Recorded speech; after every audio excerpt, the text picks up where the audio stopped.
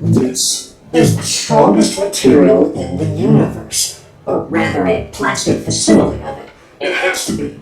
You see, if I were to go where this stuff is actually found, I'd be immediately flattened into an atom-high thick paste. And if I was actually holding this in my hand right now, it would immediately explode and destroy the continent that I'm on. What is nuclear plastic? And just how strong is it? Now entering the facility.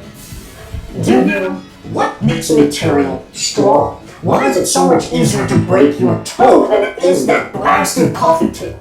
Well, the ultimate strength of material ultimately comes down to the interior structure of that material. Its atoms, molecules, and how they all fit together. So, for example, a material like chalk is relatively weak because it's full of holes and tiny skeletons, and the material itself isn't really well organized. Diamond, on the other hand, is extremely strong because it's relatively well organized with few defects. The strength of a material is that material's ability to resist stress without straining or changing shape. Now, remember those terms, we'll come back to them in a little bit. For now, it's time to go to space. Are you ready to ship? Will you bring me back some pasta? You know I will. Mamma mia. As a sufficiently massive object like that star in the background where your mama furiously burns through fusion fuel from hydrogen all the way up through heavy elements, it is resisting gravitational collapse through the energy that is being produced by that fusion. But as a star starts to burn iron, that's when it starts to die. Because it actually takes more energy to fuse iron than it releases. Also like your mama. I don't think I would.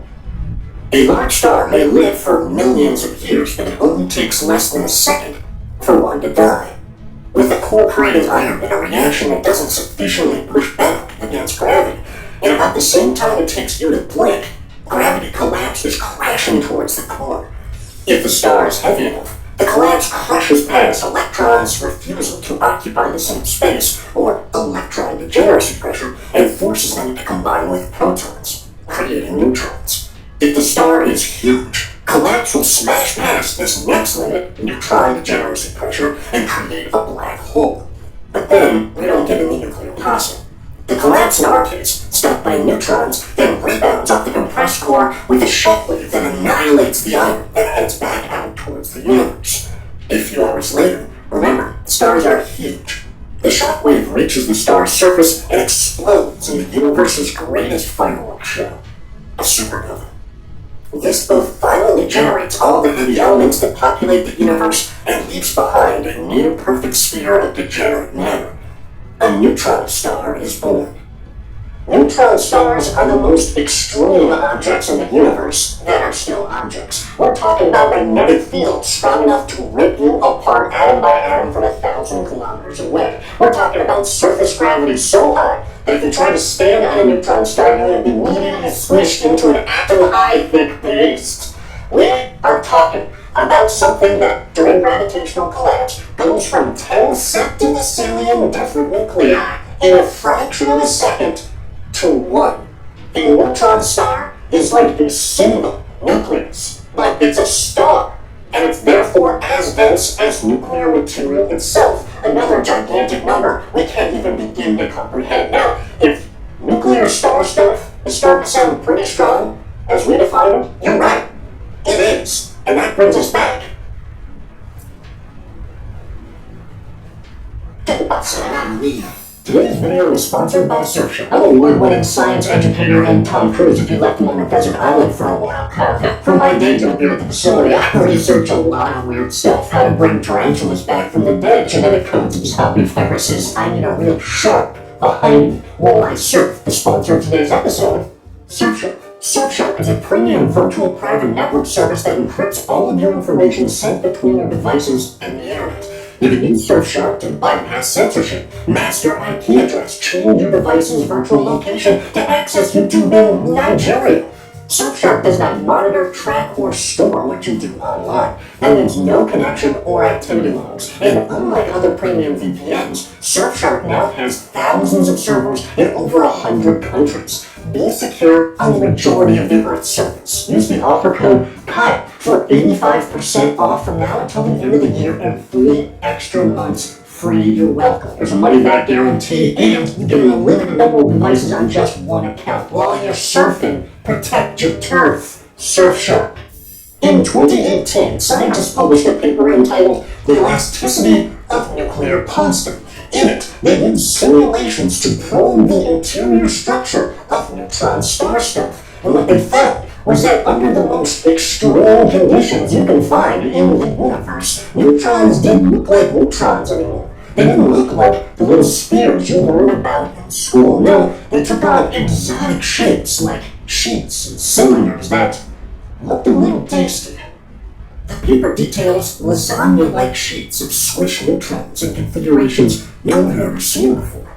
And they weren't just limited to one dish. There was nuclear gnocchi, anti-gnocchi, waffles, and spaghetti. And thanks to the scientists making their work available to anyone as a 3D model, you can investigate these shapes with your own two hands. Using my Pulse XD 3D printer that I got from Matter Hackers, link in the description, I translated the pasta into something that I could print, applied a few coats of Chinese science paint, and brought the interior of a dead star to life. It really is amazing. The work of scientists on the most extreme things known to humans translated into models, transformed into something anyone can render and see for themselves. It's the best kind of science.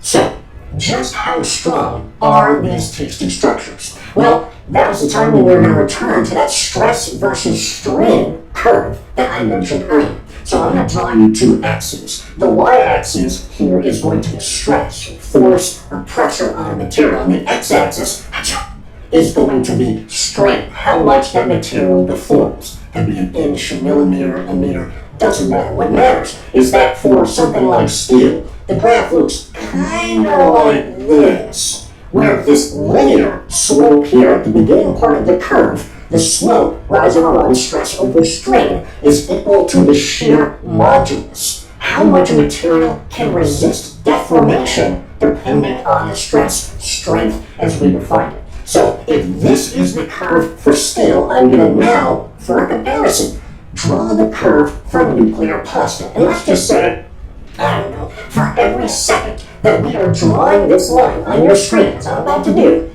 nuclear pasta gets 10 quadrillion times stronger than steel. 10 quadrillion times every second that I'm drawing this line. Okay? Here we go.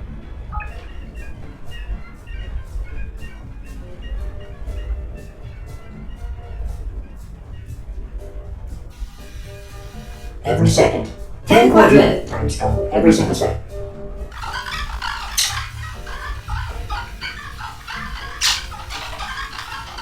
Every second quadrillion. Just a couple 10 quadrillion more times, please. And stop. This is where the strength of nuclear pasta lies. Because of its composition, because of its extreme of extremes, it is a billion times stronger than steel. The strongest material in the universe, and it's not even close. Now I know these numbers are literally impossible to conceptualize, so how about this as an example? I could hit some nuclear pasta stuff with a hammer that weighed as much as Earth, and nothing would happen to it. Not a scratch. I did the math. That means nuclear pasta could easily withstand the might of Mjolnir, one of the strongest weapons in fiction. But Mjolnir is canonically made out of the heart of a dead star. A neutron star? That means, yes, Stephen, and if any Marvel scientist was to look at the nanoscopic structure of this hammer, what would they find? Nuclear pasta. That's how strong this stuff is. And that's canon now. You're welcome, Hollywood. Until next time. Thank you so much to the very early staff at the facility for the direct and substantial support in the creation of this here video. If you want to join me here at the facility, Dre Body Silky White Lab Coat, get videos early, join our private Discord, get private members-only monthly streams with me on patreon.com/Kyle and join the facility today. And hey, The support us just enough to get your name on an RA here each and every week. What glory it is to me! And, I mean, this hundreds of you. What am I going to do? I'm trying to fill time or something. So, you can't really hold nuclear pasta as I was holding it in this video. I was just holding a representation of what it's like inside neutron star crust. Yes, it's a star with crust.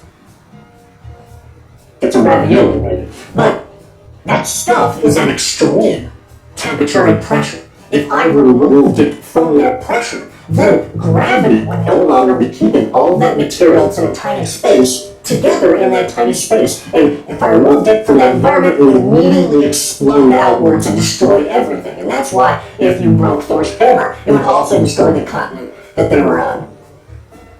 Thank you for coming to my TED Talk.